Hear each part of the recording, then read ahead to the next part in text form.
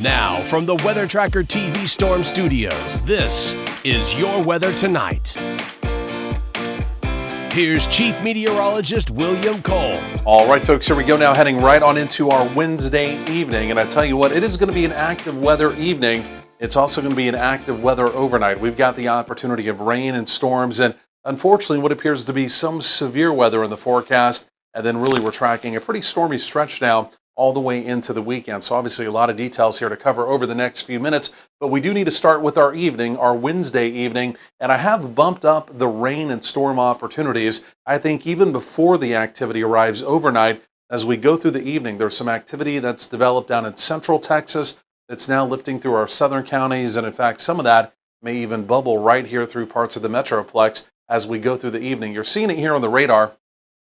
It's this activity. It's now lifting down into parts of Hill County, even Navarro County. This may continue to kind of expand as we go through the middle part of the evening and continue to lift up towards the I-35 corridor, lift up the I-35 corridor, again, very close to the Metroplex. So not necessarily widespread this evening, but there is an opportunity of rain and storms. And by the way, some of that could be severe with the hail threat, so we'll track that carefully. But then further out to the west, this is what we're truly watching.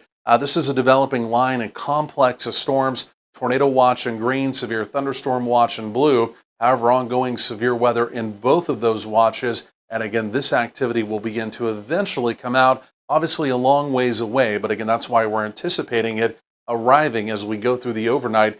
That activity basically developing along a dry line. We've been highlighting the dry line, of course, all afternoon. You can see it very evidently, of course, separating the again, very dry desert air coming off the high plains and deserts of New Mexico, whereas we've got the warm, moist, unstable air coming up from the Gulf of Mexico. They're clashing, and that's giving us at least one weather piece of the puzzle.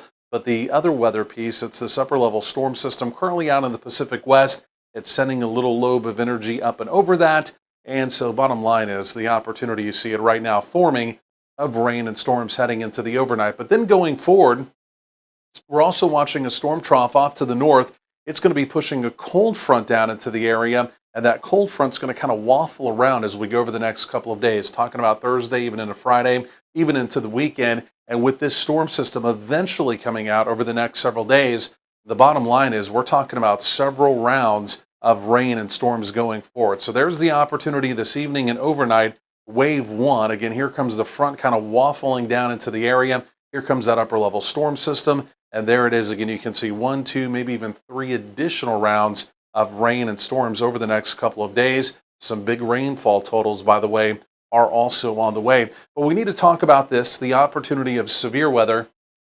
Now, across the area this evening and overnight, most of North Texas in the red, right? Quarter-size hail, up to half-dollar-size hail, winds 60 to 65 miles per hour. The more enhanced opportunity of severe weather is going to remain out to our west, right? But we definitely have the opportunity of severe weather here. It's a fairly low wind tornado probability, but it's not zero, right? Low, but not zero, where we could, in fact, have a couple tornado warnings out in the big country as we go through the evening. Now, the other piece of this, it is going to be the hail and it is going to be the wind. Like I mentioned, with that line moving through, winds overnight could easily get up to 65 miles per hour. The very large hail stays out to the west, but again, quarter, half-dollar size hail, simply put, again, not impossible even locally. So there's the opportunity of some evening storms. You see those lifting up from the south.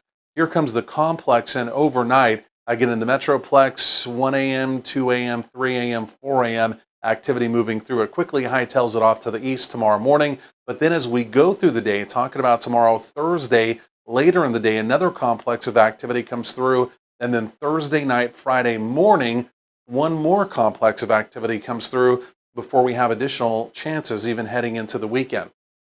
So by the time it's all said and done, again, some locations picking up another 2, 3, maybe even 4 inches of rain. So again, could be some more significant totals showing up. Overnight tonight, lows generally in the 60s. Again, it's a more than likely opportunity of rain and storms. Even with the morning storms, tomorrow high temperatures generally in the 80s. And in fact, even as we go through Friday, similar story, some upper 70s in the north, but generally 80s around the area. So again, you can see it's going to be a pretty unsettled stretch you can see over the next several days. And again, even heading into the weekend, I think Saturday probably going to be the more likely opportunity of rain and storms, tapering things off Sunday.